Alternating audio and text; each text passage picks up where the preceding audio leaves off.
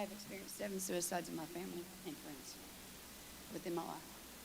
What that says up there is what matters most is the dash between the year you were born and the year you leave this earth. So, suicide is the second leading cause of death in teens between 10 and 24. The 11th leading cause of death in adults at 19.48% from the years of 25 to 34. And believe it or not, even in adults over 85 with a 19.56%. In 2020, the suicide rate was 1 for every 59 Americans. And the gruesome side of that is that there is a suicide every 11 and a half seconds somewhere in the U.S. So take a look around. Look at the people beside you. If statistics was to play a factor in this room tonight, someone would be a statistic tonight by the hands of suicide. 1 John 4:4 tells us, "The little children, you are from God, and have overcome them. For he is in you as there is greater than he is in the world." Okay. I just ask for a little grace here, because I'm going to warn you right off the bat, we're walking through the greatest valley of my pain. During this journey, I'm going to try. I'm sure there will be lots of lumps into my throat and plenty of tears and pauses for deep breath. All I ask is just to bear with me, because I'm sure that this story will help somebody else. Otherwise, I'm carrying it for no reason, and I don't believe that. So this is the story of the silent, those that can't speak anymore, not for themselves anyway. There are some things in this life that you wish you never had to experience. Some of them you wish you could shelter people from, and some things you just wish you'll never truly understand why they happen. But most, you must endure them anyway. You may never understand the reason behind it, but it may be years or longer down the road before you even do. Romans 8:28 tells us, "And we know that all things work together for the good to them that love God, to them who are called according to his purpose." Now, I thought about this when I wrote that down. I thought, somebody's going to take me wrong. Before I get myself into trouble and everybody gets irritated at me and starts to gather stones, just listen. Don't get me wrong. I'm not saying that God orchestrates bad things that happen to people to make him look good, because you don't. For example, the only way you can warn someone about something is only after it happens. And what I'm saying is this: he will take that bad that's already happened and use that for the benefit of his glory. Now, with that being said, I'm going to try to get through this unique and tragic story. As it may be difficult for me to spit out, there's something good that's got to come out of it. So, I just pray that somebody finds God's glory in the ashes, because there's beauty in the ashes. Now, from the time I was 11 years old until I was 42, span of 31 years, I endured 7 of my family and friends taking their lives to suicide because of an addiction of some sort. If we put it on an average, that is literally an average of one person every 4.4 years that I've known that has taken their life. Now, as a day, I'm 45. I thank God every day for every breath that he allows me to breathe. By me still being here on this earth, God's letting me know that I still have work to do for the kingdom. With that being said, there's some serious hard moments in that time. John 10:10 tells us that a thief comes only to steal, kill, and destroy. I came that they may have life and abundantly. And believe me, he stole these lives. So to start off, I'm going to jump back to 1990. The first person we're going to visit is my aunt. And I can't say I remember a whole lot about her because I was young. I was only about 11 years old. And of course, you know, the first 4 or 5 years, you don't remember much.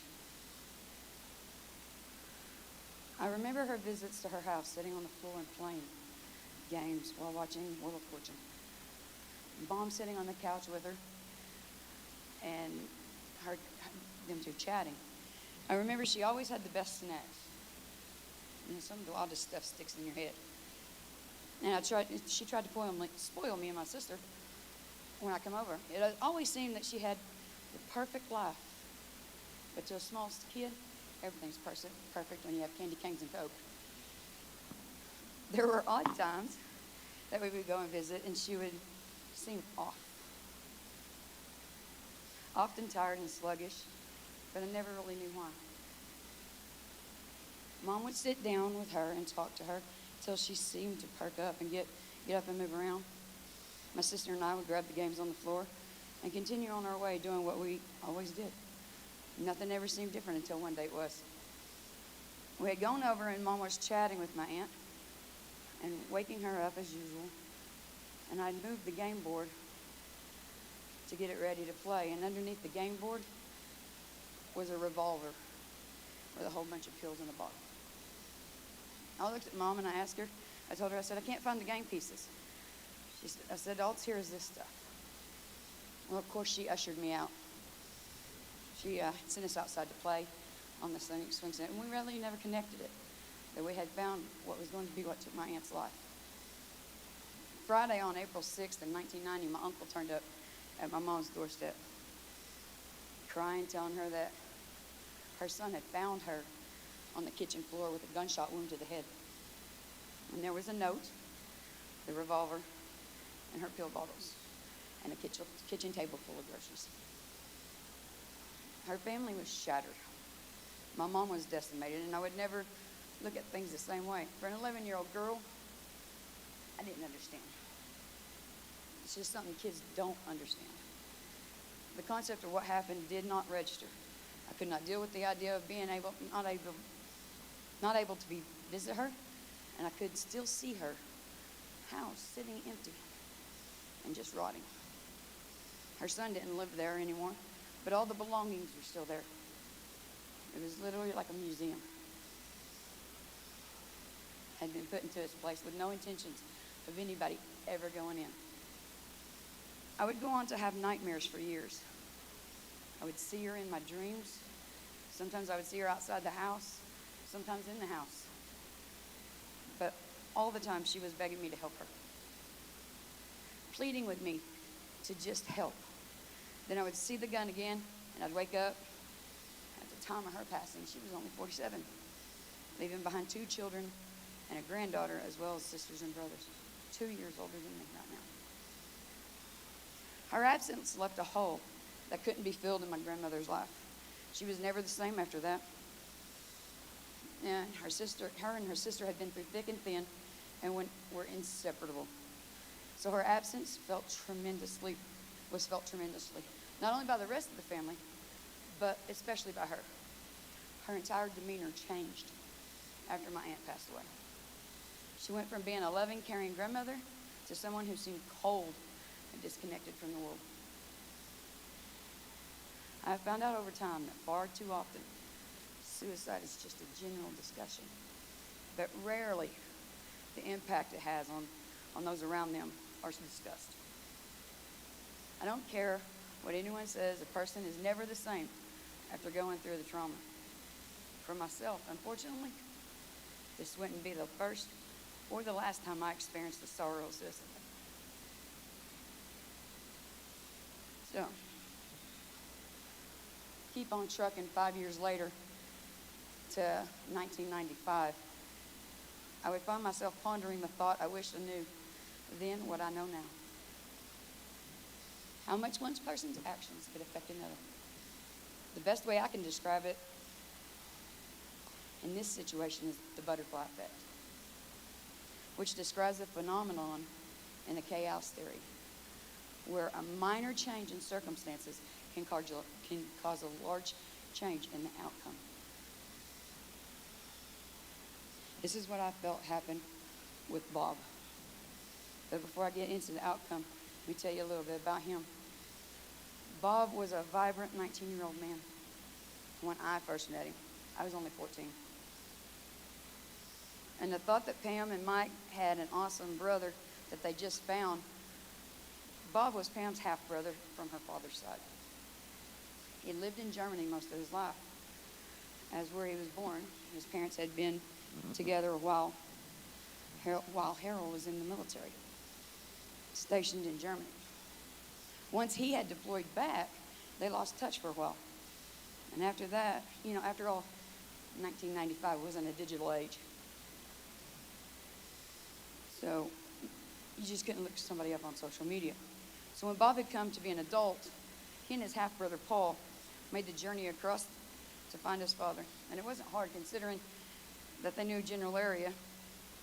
And one day, Pam had come to school, and one day she come to school, literally she was the third child. She was the baby. But the next day she come to school, she was 4. Talk about confusing somebody. Just like that, overnight, the family had expanded. Happy as ever to embrace Bob. Fast forward to just 1.5 years after that, Bob had been living with this woman over in Cameron, and they seemed to be an off and on thing. And we thought it was over, and it was all good and done, but Bob was addicted to her, as well as other things. I remember him sitting in the car one night, and staring at a tree and telling me, Teresa, I hope you never experience the uncertainty of knowing what is real and what is not. I was confused because that seemed so out of the blue. But his explanation soon shed light on the light of the cloudiness, on my cloudiness. He calmly stated and started to explain in a smooth and leisurely voice. As he was speaking, I could see the fear and confusion in his own eyes. He said, there are many times I can't tell you what's real and what's not. I look at that tree over there, and it's on fire. Is it on fire? He paused for a few moments as I glanced at the tree and turned to him and looked at him in puzzlement. He told me, he said, don't answer it. Better yet, you don't have to, because your face tells it all. That tree isn't on fire, is it? I told him, no, Bob, it isn't on fire. And then I proceeded to ask why he thought it was. He filled me on how he had been strung out on LSD while dabbling in marijuana, cocaine, and heroin. There were times he felt as if he couldn't tell up from down or his head from a hole in the ground. As we sat there, I let him talk, and he told me so much that night that blew me away. One thing is how he loved his girlfriend, but he thought it was the end of the road for them. But he wanted to give it one more chance. So that next day, he asked me to take him to 26 Junction, the curtain turn off, as most of us know it as, and dropped him off. He was going to hitch a ride and make things right with this lady and come back and get sober. So I did exactly what he asked. I dropped him off with my skateboard, 2 cigarettes, and a wave bye to a guy who was like my big brother. He said, little sister, I'll see you next week. Thank you, I love you. I watched him skate off towards Kyoto to never see him again. When the following week arrived, I was expecting to see Bob trolling into Pam's house, but it never happened. Instead, what happened was a phone call to their father. Mr. Turner, I hate to inform you, but something's happened with your son. Harold, being the no-nonsense guy, told him, tell me what it is. And they proceeded to inform him that his son was found at a residence where he lived, dangling from the second-story balcony. Come to find out, his girlfriend was ready to move forward, but he wasn't. She told him to leave, and he refused to leave, and instead he ended his life on the spot.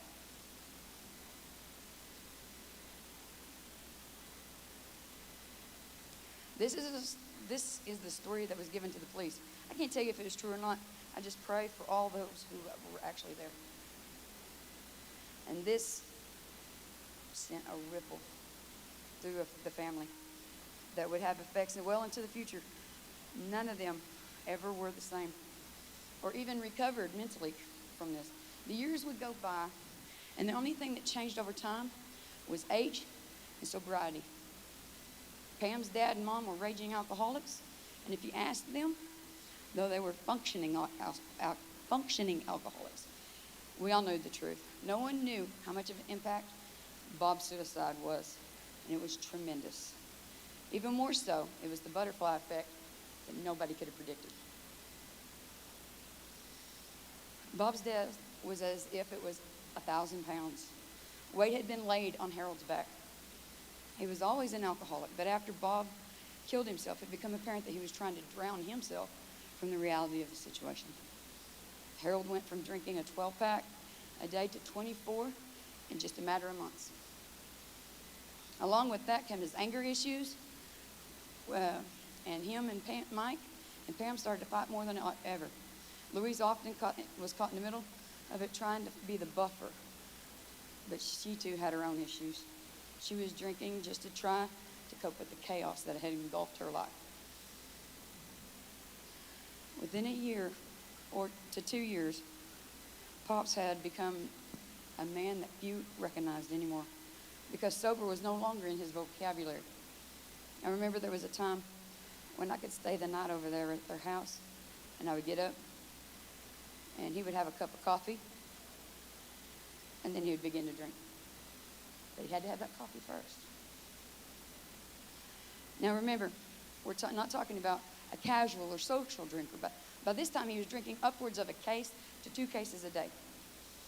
You can open the fridge, and inside of it would be a case of 2 12-packs, Schaefer beer, in the lower part of the refrigerator. But if you open the freezer, there was 2 more. Make no mistake about it. They were usually gone before they began to freeze. And by the time 2000, 2001 come around, he was no longer even buying beer, but he was brewing it. And you could find the 2-liter bottles under his kitchen cabinet. Sometime in 2001, he was diagnosed with cirrhosis of the liver, and his prognosis was grim. Even more so, they told him he had to lay down the alcohol. He didn't. One night after the heavy drinking, he and Pam got into an argument. Some words were said that cut real deep, and they were hurtful. Pam stomped off into her bedroom as Louise was preparing to take a shower, as she had to go to work the next morning. Harold grabbed a gun. He went out the back door, sat against the back door, took the gun, placed the barrel in his mouth, and pulled the trigger. Just the thought of your father committing suicide on your back porch would send the strongest people over the edge.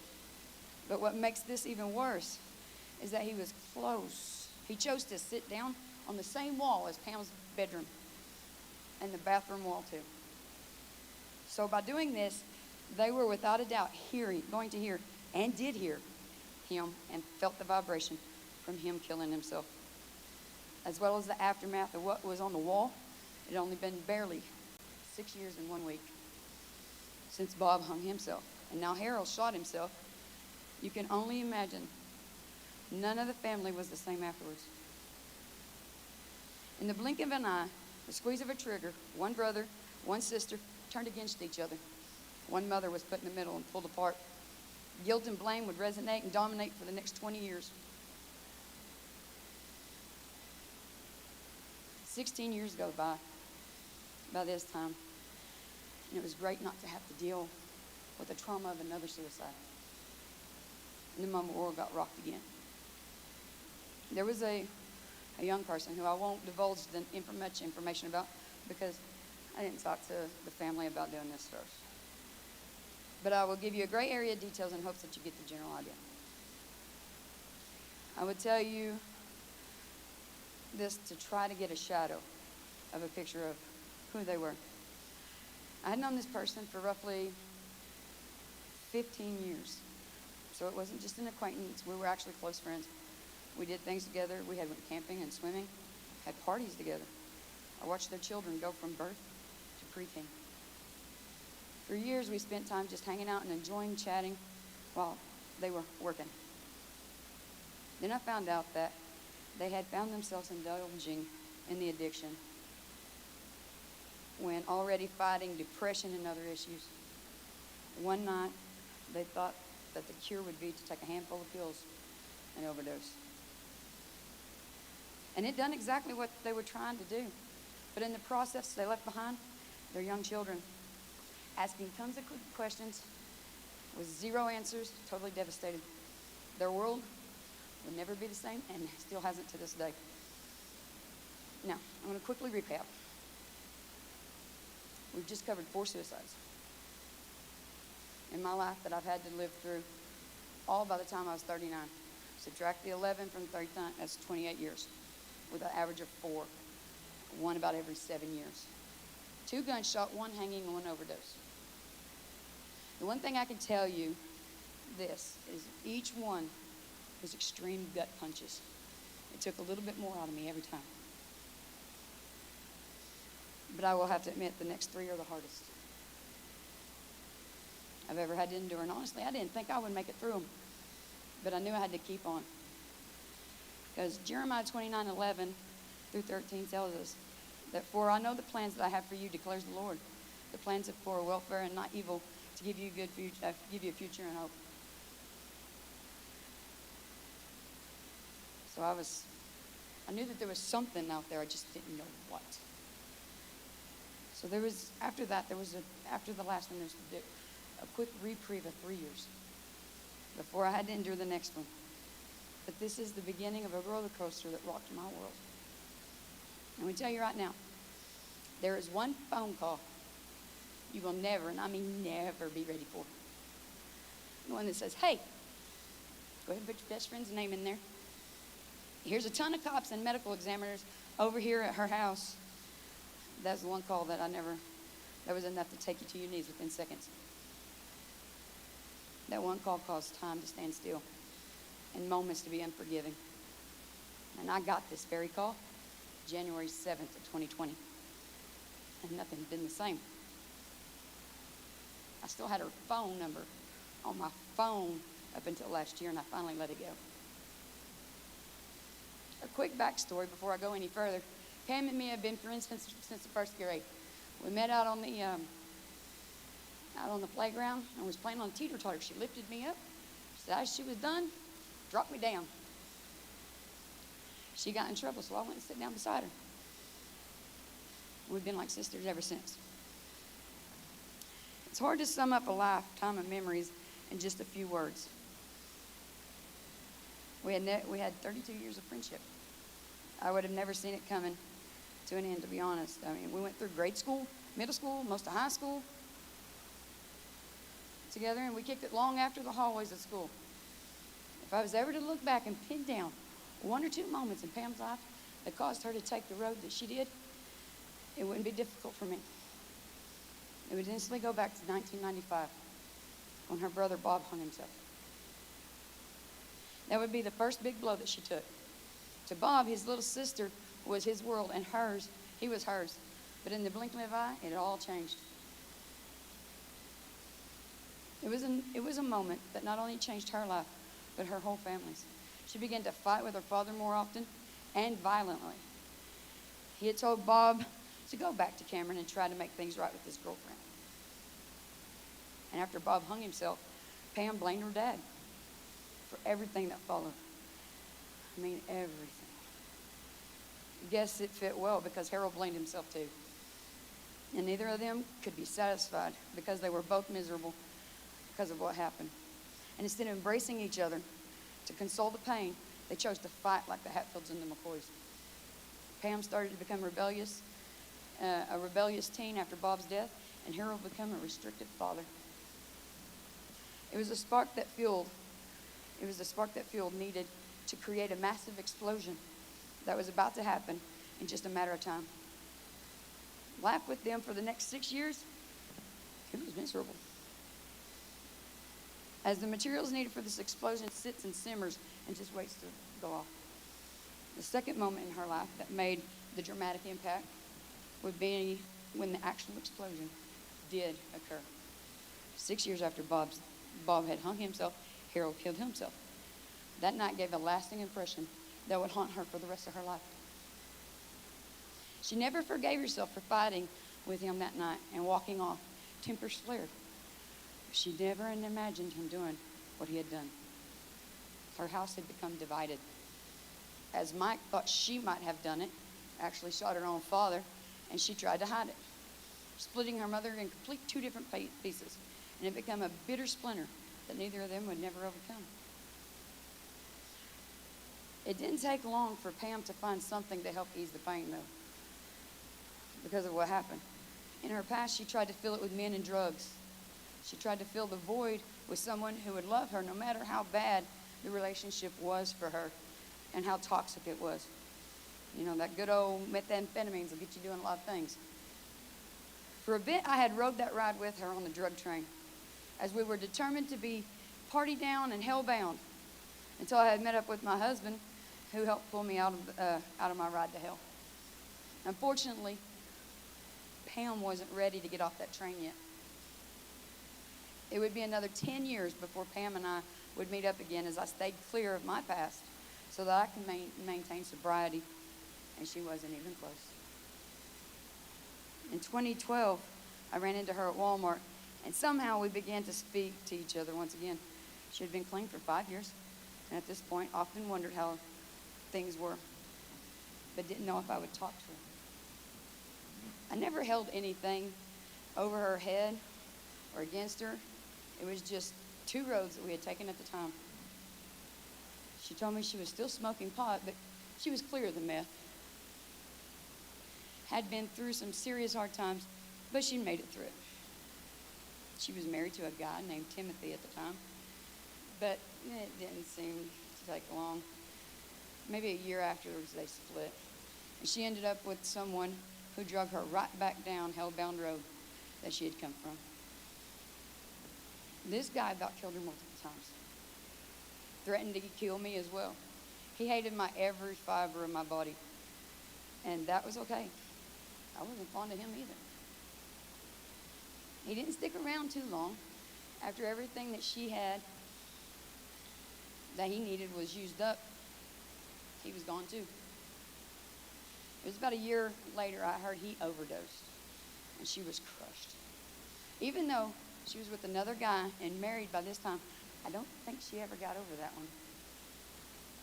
She never believed that she deserved better than what she had because of all that she had done in her past, and didn't believe that she was redeemable. She thought that she was far gone, and everything else she was dealt was already wasted. She just got the leftovers of everybody's trash. She truly felt that her chance at a soulmate was lost when she lost her first husband through a divorce many years before. So she would settle for whoever would have a woman that was divorced twice over. I do have to say, though, that her third marriage was her final marriage, only because I honestly believe that he helped with her addiction that ended her life. It was an abusive relationship on both sides, and when he was gone, she would seek recovery. I actually got her here a couple times. But when he was there, she was seeking pills and other means of getting high. They stayed high all the time, all the way up till the final day. About a week before she died, she told me that what her intentions was, and I should have listened to her closer, but I shrugged it off, you know. She's just high. She said, "Teresa, I ain't gonna be around much longer. Mama's gonna need you, and don't worry about Junior. He's heading to prison. Cremate me, and please don't put me in the same cemetery as my father." I just shrugged it off, but she wasn't kidding. And she wasn't blowing smoke either.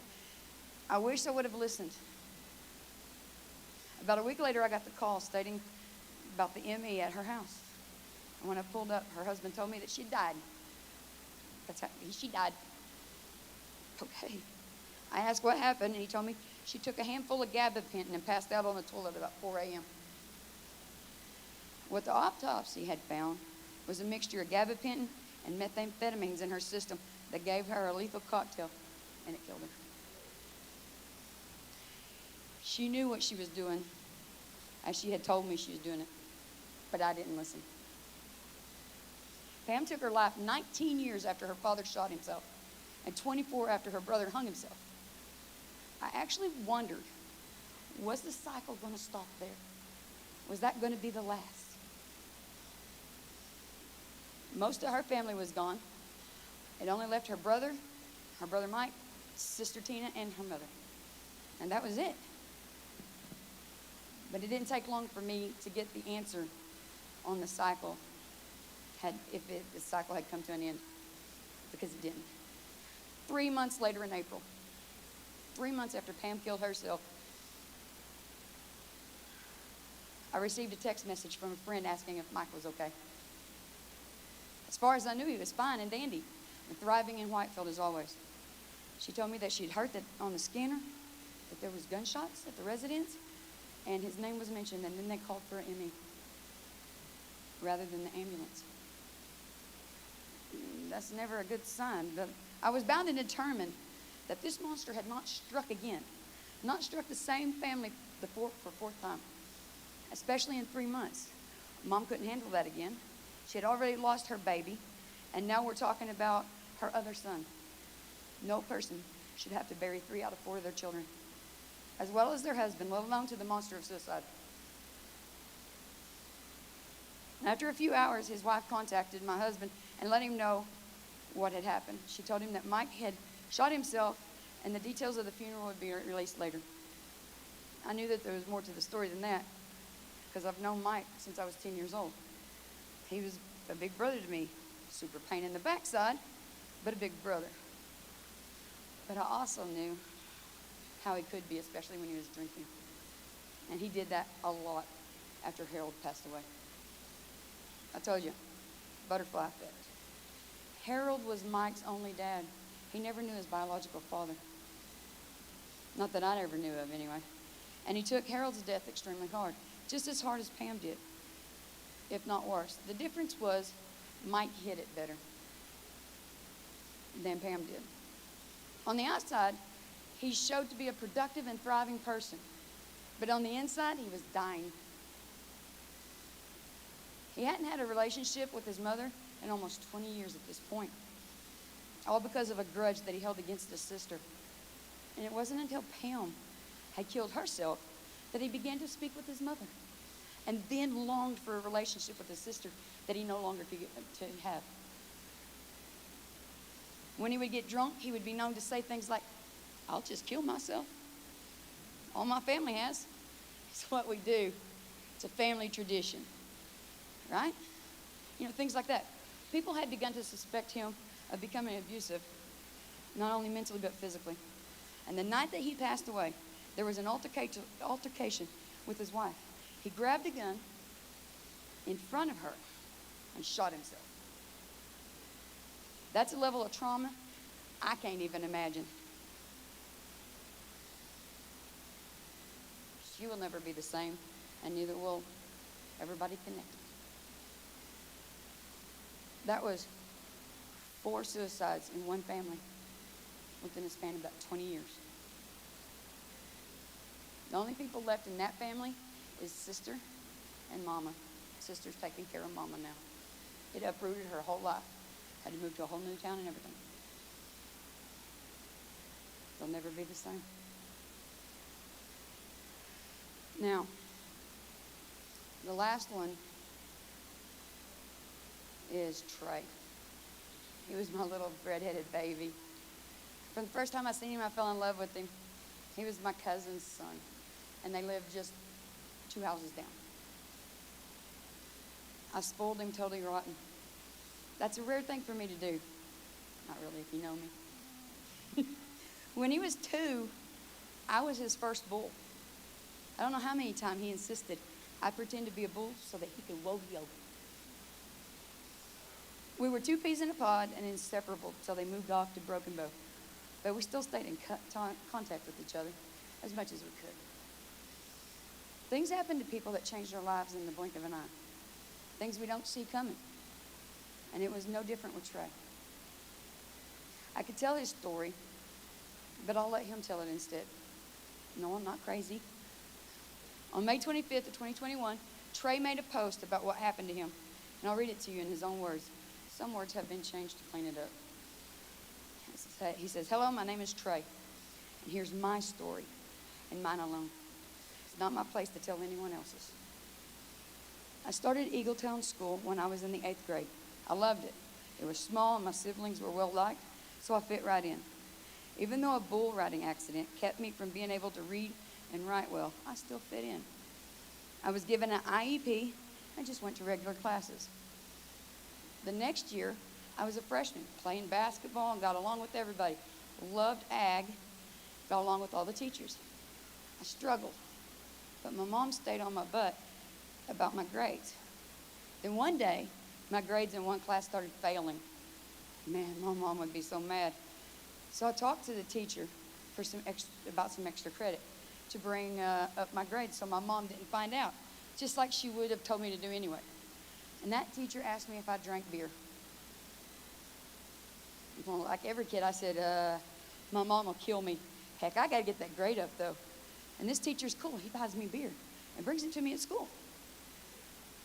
Heck, the same teacher is bringing kids pot and pills, taking kids to get tattoos, so why not? The next paper I got, the teacher graded it. There was a 69 with a happy face.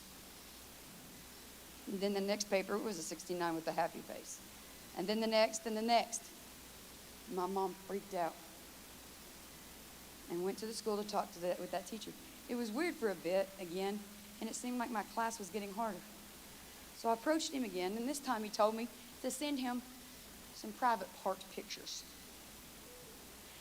He showed me on his computer and phone and tablet everybody else's pictures of their private, so I'd bring my grade up, and he'd add more pictures to his collection. So this story is super long, so I'm going to paraphrase the rest because there's so much more. I continued to struggle because of my IEP, and my mom was at the school often, and all the teachers and superintendents was great, but no one could find out about this teacher because by this time, I'm an 11th grader, and I'm watching the same thing happen to me that's happening to others. I mean, I got to graduate, and without this class, I won't. My mom and dad seen that this teacher was acting weird around me. So if you know my mom, she approached him off school grounds without me knowing and told him to stay away. It was crazy. Everywhere I went, he appeared, feeding me pills, buying me tons of beer and weed. And I was never into pills or weed, but what teenager is going to turn down a beer? And lots of it. Man, my mom was furious on who was giving me all this beer. She went to all the bars, making sure that no one was letting me in. She knew everyone who owned the stores. They would never sell beer to me as a minor. One night, this teacher showed up at a party, though. Opened our beers for us, mixed our drinks. After one mixed drink, I felt really messed up, and I tried to get up, but I couldn't. I seen that my other friend was passing out, too. That night, Ian Highfield raped me. My mom found my pants covered in blood and rushed me to the hospital. Cops were called and reports were made. Evidence was gathered. A whiskey bottle was found with the white substance in the bottom. Ian was arrested at school. The cops told my mom that they found 2,000 pictures and years worth of boys' privates on his school computer and tablet and phone. From the pictures they were found, several kids had been identified, made some statements as me, but this case went cold. Ian bonded out on a $2,500 bond without seeing a jail cell for drugging us kids. But since all charges have been dropped to combine more charges, never was, and nothing had ever been done to him. Where I am today, I draw a full disability check. I'm mentally crazy over the things I can remember and the things that Ian has done to me. I tried working, but all day I panicked over the thought Ian could walk up and touch me again. I take medicine every day to keep from killing myself, and the nightmares are unbearable. I cry a lot. And I stay home to keep from running into Ian in my own town. My kids and wife put up with a lot, and my mama tries every day to fix it. But the one thing that Ian took from me, she can't. He took my manhood. Now, this is the first time I have ever said this out loud, So please keep your negative comments to yourself. If you're friends or family of Ian's, I'm sorry I'm very sorry you're reading this. I'm just a simple man trying to get it together with my new mechanic shop and now my 3 kids on my own. I'm married and trying to work through this the best I can. Thank you to the family. I love you all so much. I just want justice, not for me, but for others. I'll stand alone and I'll stand against him for everything and everyone that got hurt by him in one way or another. Here are some pictures of the stuff. He printed out some pictures, had some pictures put up, but I don't have those, of the stuff that was printed and grew cold on someone's case file. Screenshot it, I don't care. There's nothing anyone could say to me that I don't beat myself up over every day. On 5/25, Trey goes public on Facebook about his rape and how the system failed him. On 6/10 of 2021, Trey was in the doctor with his mama because he had been having suicidal thoughts. And the fear that Ian was all around him.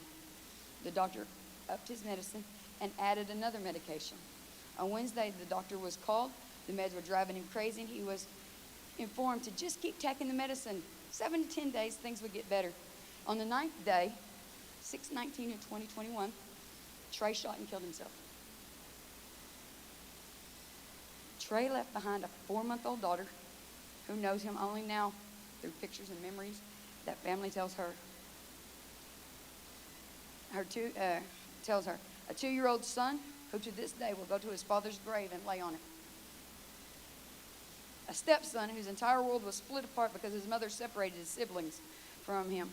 And Trey's mother fought to the end of the earth and got justice for her son, as the rapist is serving 25 years in DOC. He also left behind a brother, 2 sisters, nieces, and nephew that live and miss him every day. Now, Psalms 34, 17, and 19, when the righteous cry for help, the Lord hears and delivers them out of their troubles. The Lord is near to the brokenhearted and saves the crushed in spirit. Many are the afflictions of the righteous, but the Lord delivers him out of them all. I just wish that he would have realized that. Now the last one, I've done a walk through 7 suicides, but the last one is almost a statistic. Now, suicide itself is a thought that runs through many people's minds. I don't know, some of y'all may have had it. Who knows? What they struggle with until nobody knows what they struggle with until it's too late. Some don't ever know the reasons behind the actions and behind their loved ones taking their lives, nor the pain that they have. Have you just seen, as I said, we walked through 7 suicides that I've endured over 31 years. An average of those out, it's 1 every 4.4 years. But if you dig deeper, you will find what I call the hidden statistics. The ones who thought about it, attempted it, or even survived it. I myself are one of those hidden statistics. Even with all the pain that I endured through loved ones taking their lives, I once was close to that very thing myself. And it was not that long ago that I had contemplated that fatal decision. Rewind time just a little bit to pre-COVID. If anybody ever remembers what pre-COVID was, because sometimes I don't. I had only been in church and been saved for less than a year. It was 2019, and the movie Unplanned had been released. The ladies of the church had planned to go watch it.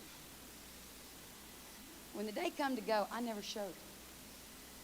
And I never replied to any of the texts or the messages. I was ghosting everyone, as I was in a dark place in my mind. I was sitting in the dark pleading for the thoughts that I was having to go away. And for some reason, I was writing these thoughts on a piece of paper as they went like this. I hear your whispers in the back of my mind telling me that my life doesn't matter, and it's just a matter of time. I hear you telling me that I'm alone and destined to wander this world, lost and confused. I feel you pecking on every insecurity that has ever plagued my mind, my body and soul. I feel you trying to drag me into the darkest places and still my joy. The tears filled my eyes. Tears filled my eyes as I wondered, is it me? Is it you? Is it worth the fight? Or should I just take the flight? I know I will not flee this battle because I know my God will fight my battle. He will win my victory with my faith and his might, and he will win this fight. Now, all along, the tops, the sides, and the bottom of that paper, it would say, it said, please, Jesus, take control. But along the tops and bottoms, everywhere you could see where I wrote, this is how I fight my battles. This is how I fight my battles. This is how I fight my battles. At this point, though, I was done. I was done fighting. I was tired, and I couldn't go any further. I had made up my mind that I was going to put myself out of my misery, protect my family, by not having to deal with my mental imbalance. Then something happened that I never expected. My phone straight up rang. I answered it and mustered a straight hello.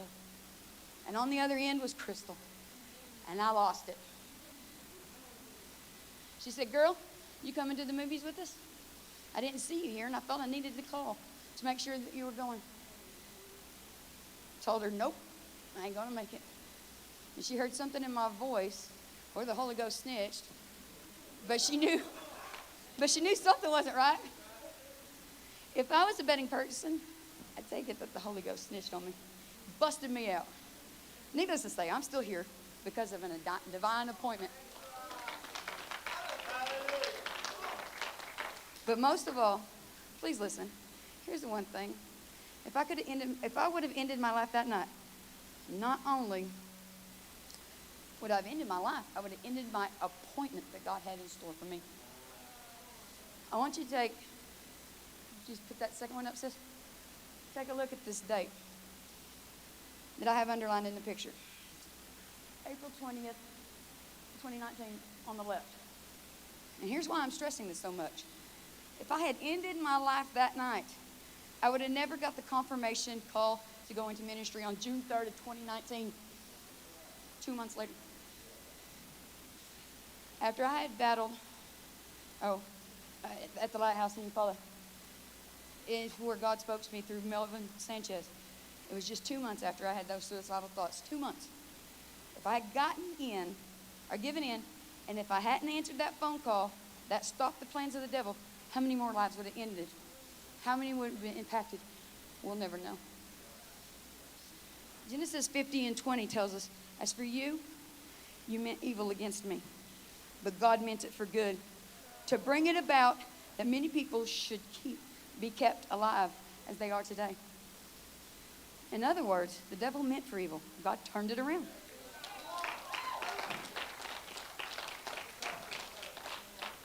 I fully believe that each of us has an appointed calling on our lives. Some of us know what it is. Some of us don't have a clue yet. But the enemy will try to stop it no matter what. Whether it's with drugs, alcohol, sex, gambling, or worst case scenario is suicide. Psalms 55:22 tells us, cast your burden on the Lord, and he will sustain you. He will never permit the righteous to be moved. Don't let the enemy snuff your calling before you even know what it is, or before you even had a chance to walk in it. I've learned the hard way that we're only given so much time in this world, and in the blink of an eye, it could be over. There's a poem that I ran upon recently, and it struck a chord with me. It's called The Dash. And it's written by Linda Ellis, and it reads like this. I read of a man who stood to speak at a funeral of a friend. He referred to the dates on the tombstone from beginning to end. He noted that the first come the date of the birth and spoke the following dates with tears. But he said what mattered most of all was the dash between those years. For the dash represents all the time that they spent alive on earth. And now only those who love them know what that little line is worth. For it matters not how much we own, the cars, the house, the cash. What matters is how we live and love and how we spend our dash. So think about this long and hard. Are there things you'd like to change? For you never know how much time is left, that can still be rearranged. If we could just slow down enough to consider what's true and real, and always try to understand the way other people feel. Be less quick to anger and show appreciation more, and love the people in our lives like we've never loved before. If we treat each other with respect and more often wear a smile, remembering that this special dash might only last a while. So when your eulogy is being read with your life's actions to rehash, would you be proud of the things they say and how you spent your dash? As I begin to close this up, I want to leave you with a verse to think about. Psalms 103 and 12.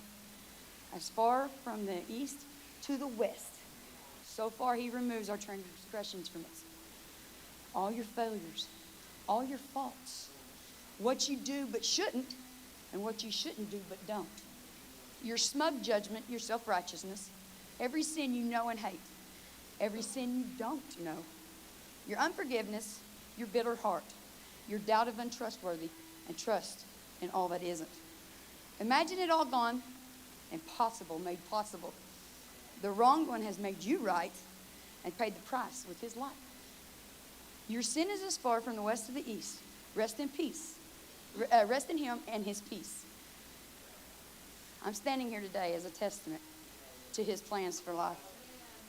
Yours, mine, everybody's that was created. So I urge you, don't waste another moment. If there is anybody here that doesn't know the Lord, I invite you up here. It's a simple just asking him in your heart. And he'll be there. He'll be the shadow that's always giving you a forewarning when the sun's coming out.